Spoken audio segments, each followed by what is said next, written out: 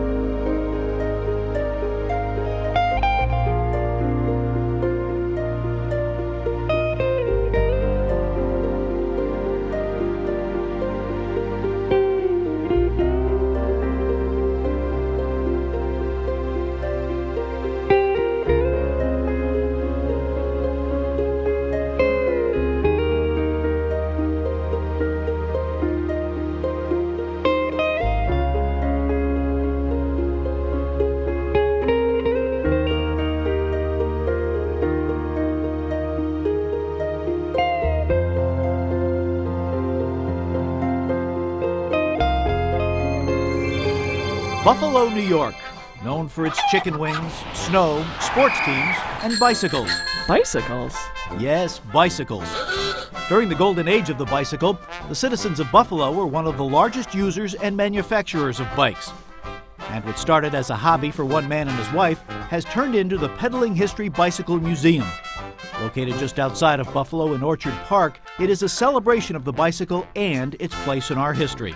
Basically, as our collection grew, we decided to focus in on American history. And so, having visited many collections around the world, we decided, let's tell a story. Let's tell how it happened in America. And so therefore, we've shown the European roots of where it was invented, but then we move on and basically follow through how it changed America. And change America it did. By the late 1800s, bicycles had revolutionized personal transportation, giving the working class a flexibility and freedom not previously experienced. And at Pedaling History, you can trace this development from the bicycle's origins in Europe. All right, I just check out my new invention. Wheels, seats, steering, pedals. I knew I forgot something. Pedals did come next and gave us the Bone Shaker. Ride a bike with metal rims over cobblestones and you'll understand. Next came the high wheel bicycles, known also as ordinaries, and responsible for the term taking a hit. Bike designs progressed over time with the high wheel safeties and the hard tired safeties before the pneumatic tired safety bike came along, giving us a design that has pretty much remained unchanged for the last 100 years. Although there are plenty of ordinaries at Pedaling History, including one you can climb aboard, its collection is anything but. We have some very unique pieces that are one of a kind. Our marine bicycle, the Smithsonian has a picture of it, but we have the only surviving element of that. One of the prettiest bicycles in the collection is probably the Swan, the Signet bicycle made in 1897, and there's only about 6 of them known to have survived. Or how about some military bicycles? Ones with beautiful wooden frames, or the Spacelander, signed by its designer. To top it all off are all the classic bikes you remember from your childhood. The bicycle was heavy as sin and inefficient as could be, but nevertheless, the kids just fell in love with those tanks and racks and colorful designs. So the next time you want to relive the thrill of your first bike and learn about its origins, head to Pedaling History. So let's say you're an art lover who's looking to view a sample of both classic and modern art from such greats as Botticelli, Rembrandt, and Picasso. You're probably thinking you need to drive to New York City, right? Not so fast, because there's a collection of art only a few short miles south of Lake George in the city of Glens Falls that's guaranteed to satisfy the taste of any art enthusiast. 50 miles north of Albany is the small city of Glens Falls. With a population of just under 15,000, this tidy post-industrial community is home to one of the most impressive art collections between New York City and Montreal, the Hyde Collection. Charlotte Prine, daughter to wealthy industrialist and Finch Prine paper mill owner Samuel Prine, met Lewis Hyde while in finishing school in Boston. The couple were married in 1901 and relocated from Boston to Glens Falls, where an administrative position at Finch Prine awaited Lewis. The Hydes built their home on a hill overlooking the paper mill.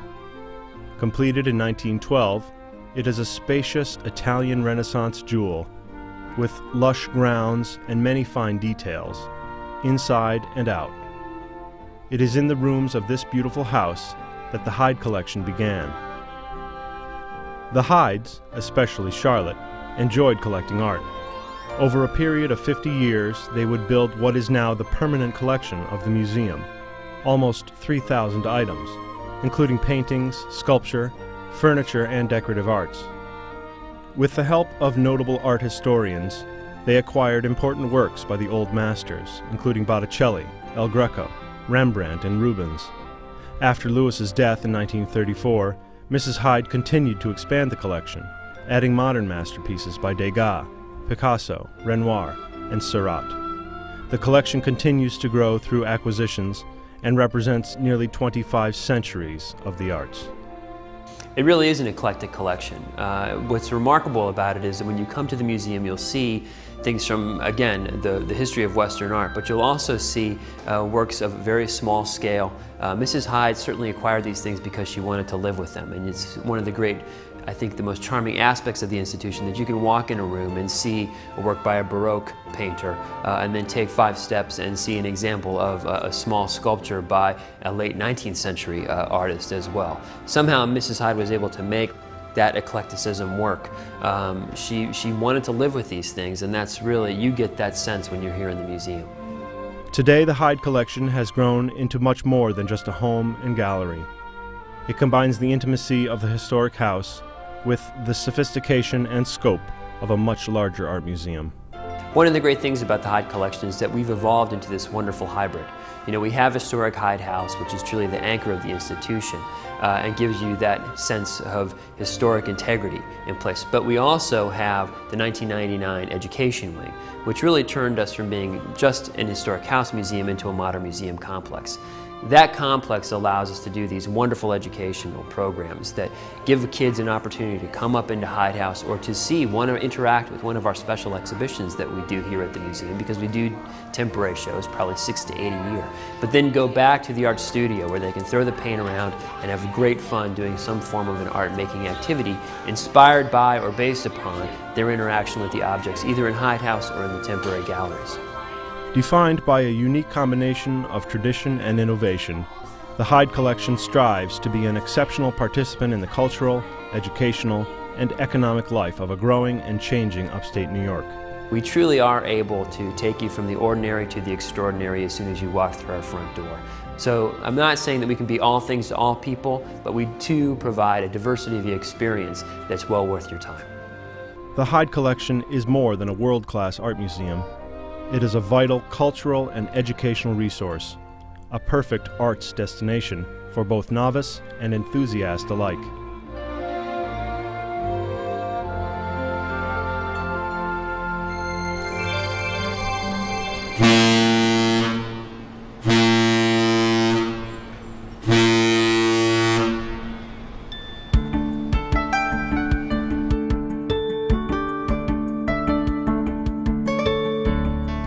history of the Lake George Steamboat Company can be traced back more than 175 years, when its first steamboat, the James Caldwell, was launched in the spring of 1817. Back in those days, Lake George was nothing more than a settlement of small local businesses who were suspicious of the steamboats. But soon after that, the presence of steamboats began bringing tourists and other businesses to the lake, which provided economic growth to the region and helped place Lake George on the map as a premier summer vacation spot.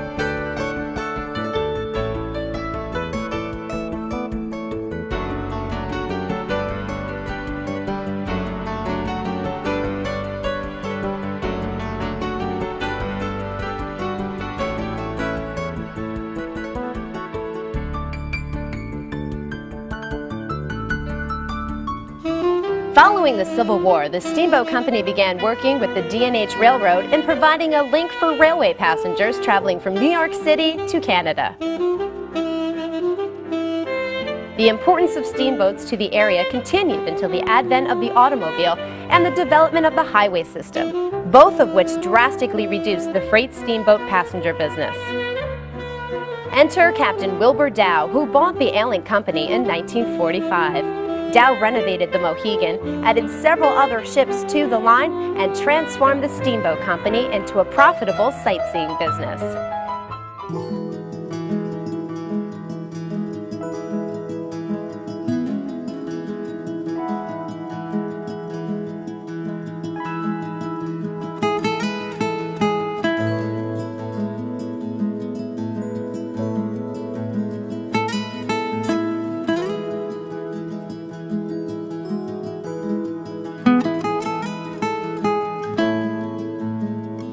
Today, the Dow family continues to own and operate the Lake George Steamboat Company, offering a number of popular tours that make it one of the premier attractions on the southern end of the lake. Welcome. Thank you very much for joining us. This is Don Cornell. He is the captain of this fine vessel, the Mohican. How long have you been the captain of this ship? I've been sailing here about 27 years. Wow. Seasons. Now, what are some of the highlights that people can expect when they go on this cruise? Well, of course, the beautiful views certainly would be part of it, and the smooth operation of the ship is quite comfortable ordinarily, interior or exterior. We do give a narration which would include the history as well as other events in the area.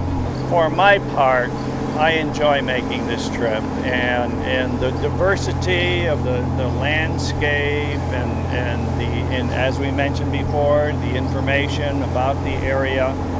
The Mohican, being 100 years old, 1907 it was launched. In fact, next year we'll have sort of a centennial, 100 years. And the feeling of what transpired before me is all part of the story, which is impressive to me. Now, the boat at one time was operated by steam, and then it went to diesel, which were World War II tank engine 671, and now we have new diesel Caterpillars, which gives us plenty of power and plenty of security. And the whole operation is updated, of course, continuously, so that I have a feeling of confidence in piloting the ship. Did you ever wonder where you could find a military record of an ancestor that served in the Civil War? What about a site survey of the Erie Canal? Or what about old photos that illustrate how people lived and worked in the early part of the last century? These and millions of records from every corner of New York State are available at the New York State Archives, a special place where the history of New Yorkers goes on record. New York State has certainly seen its share of history. In fact, as one of the original 13 colonies, New York has the distinct honor of having one of the richest historical pasts in the country. Its waters witnessed explorer Henry Hudson as he navigated up a river that would later bear his name. Its lands became an integral part in the colony's fight for independence from England. One of its major cities became a beacon of freedom for those seeking a better life. And all of its citizens have known sacrifice in wartime, the rewards of hard work, and the sense of pride that's felt in saying that you're from New York State. History is a record of the times that others lived in, a ledger of sorts that spread across an infinite timeline. And in the case of New York State, the records of this proud heritage all make their way to Albany, New York's Cultural Education Center and find a resting place at the New York State Archives. These records tell a story, your story.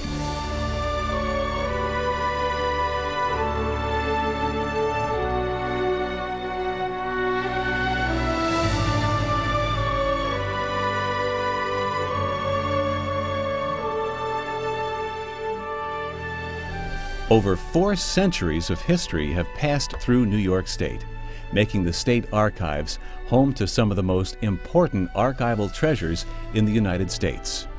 Over 101,000 cubic feet of records are filed in compact shelving, which equates to over 200 million records of New York's colonial and state government from 1630 to the present time. One of the earliest records stored in the archives is the Charter of 1664, which was signed by King Charles II of England and granted his brother James, Duke of York, territory comprised of New York, New Jersey, most of Maine, as well as parts of Connecticut and Pennsylvania.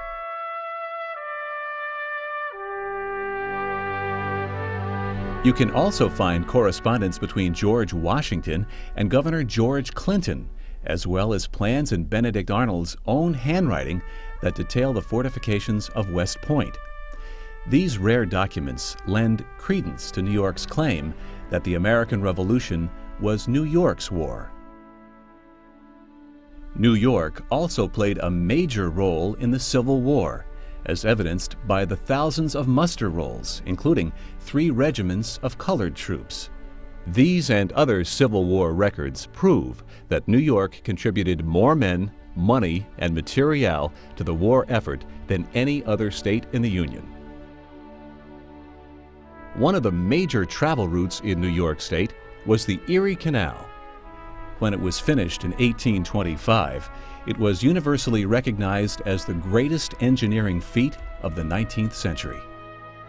This magnificent trade route is chronicled in the archives with the help of 5 million maps and drawings, which painstakingly detail the construction of the Erie Canal and New York's canal system. Land surveys and deeds are also part of this collection, beautifully artistic, rich in texture, and in many cases, filled with color. As a national leader, New York has also been instrumental in paving the way for policy in the country. Whether addressing freedom of religion, tackling the issue of suffrage, or simply weighing in on a local town ordinance, all of the original laws of New York, as well as the supporting documents, are also maintained at the archives. Other government records are also on file, including everything from the Journal of the Proceeding of the Poughkeepsie Convention, which ratified the U.S. Constitution, to a collection of digital photographs, thermal images, and GIS data that were used to record the response during the World Trade Center crisis. It's all here and provides a personal view of the lives of New Yorkers. Preserving history involves not only collecting old and rare documents, but conserving them as well. The function of the Conservation Lab is to stabilize documents from our collection. We work only on those documents that are in bad condition, but also that need to be preserved in their original format. So we only work on a tiny percentage of our holdings. But what we want to do through our conservation treatment is to make the documents stable enough that they can be used by researchers in our research room, scanned in our imaging lab, or microfilmed. The ultimate goal of treatment is access, improving access to our holdings. For some of us, history can best be described as a snapshot in time. And with more than 500,000 photographs and glass lantern slides in stock, the archives capture the lives of people and places as it existed during another time, stirring the imagination of both the young and old alike. As we all know too well, history is also affected by technology, and for the archivist, this means making records available electronically as well. With an eye to the future, the New York State Archives now makes many of its collections available on CDs, DVDs, and through the internet as well. I think the most exciting thing about the New York State Archives is that as a government archives, we have records that relate to everybody in New York State. People who may never have crossed into some important government position still were in contact with government in a variety of ways, whether they were in a prison, a mental hospital, in a school, whether they worked on the canal. You find records of all New Yorkers here, and it's the one place where all of us really can show up in history. It's the source for all the people of New York.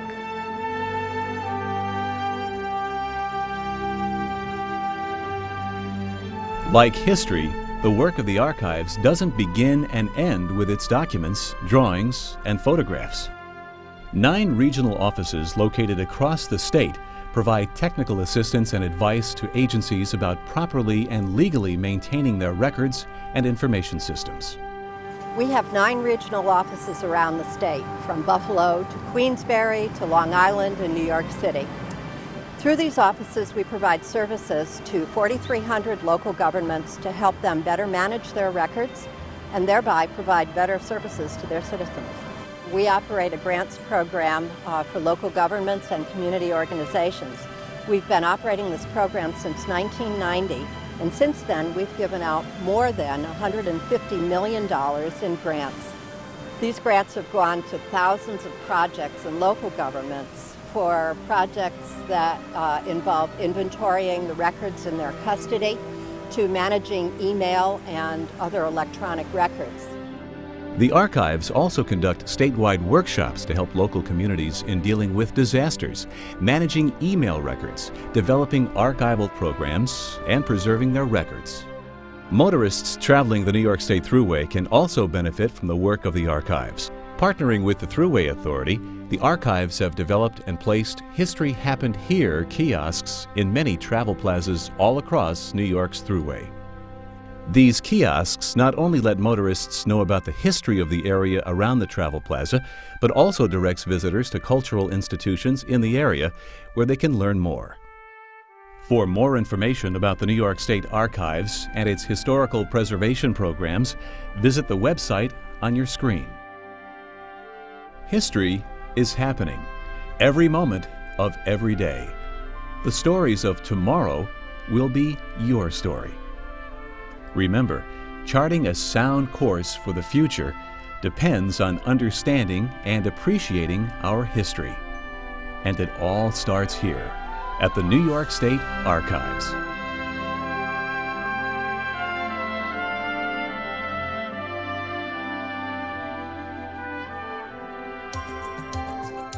By the way, if you like what you've seen so far and would like more information on these and other New York places, you can visit our website at www.nyn.suny.edu. Look for the New York Places link on the screen. In addition, we'll provide you with directions to our featured places, other related links, as well as podcast versions of New York Places. That address again is www.nyn.suny.edu. For the animals residing in New York State, fall is a very busy season. They have flocks of birds flying south for the winter. Rabbits and foxes are getting their thick, warm winter fur, while the bears, squirrels, bats, and snakes are all preparing for hibernation. But at our next New York place, the animals are on display all year round. That destination is New York City's world-famous Bronx Zoo. Most places you visit in New York won't bring you face-to-face with this, or even this. But if you're traveling to New York's Bronx Zoo, these are only a few of the animals that you'll come across as you wind your way through the 265-acre home of over 4,000 wild animals from across the planet. Since opening its doors in 1899, the Bronx Zoo has enchanted, entertained, and educated the millions who pass through its gates every year. At exhibits like Tiger Mountain, visitors can get a close-up view of Siberian tigers in their natural setting while being educated by zoo staff about their habits and habitat. Then there's the Butterfly Zone, an enclosed area shaped like a gigantic caterpillar where over 1,000 butterflies and moths from all over North America fly from flower to flower all around you. You won't need binoculars for this exhibit. The Congo Gorilla Forest is a sprawling 6.5-acre section of the zoo that simulates an African rainforest. The gorillas and other animals roam freely through the exhibit, giving the viewers a true look at what life in the jungle is really like. If you plan on taking a ride through the Wild Asia exhibit on a monorail, you can expect to see the animals of Asia are all around you, from elephants to rhinos to red pandas, all in surroundings that simulate the animal's original environment. And it's not just animals from faraway lands that live at the Bronx Zoo. There are plenty of animals from North America that will capture your imagination. But the Bronx Zoo does more than just put animals out on display for the public. The Bronx Zoo is actively working on many animal conservation programs to help us from losing endangered animals through education and breeding programs. Asian snow leopards and African wild dogs are just two of the successful examples of the zoo's efforts to breed wild animals in captivity and to educate the public about the significance of these animals in the wild. The Bronx Zoo offers its visitors a day of fun and excitement while also teaching them how to live with the animals they share the planet with. So if you want to see lions and tigers and bears and more, take a trip to New York's own Bronx Zoo. It's another one of New York's places. That's all the time we have for today. I'm Christine Masters. Enjoy the rest of your autumn, and I'll see you on the next New York Places.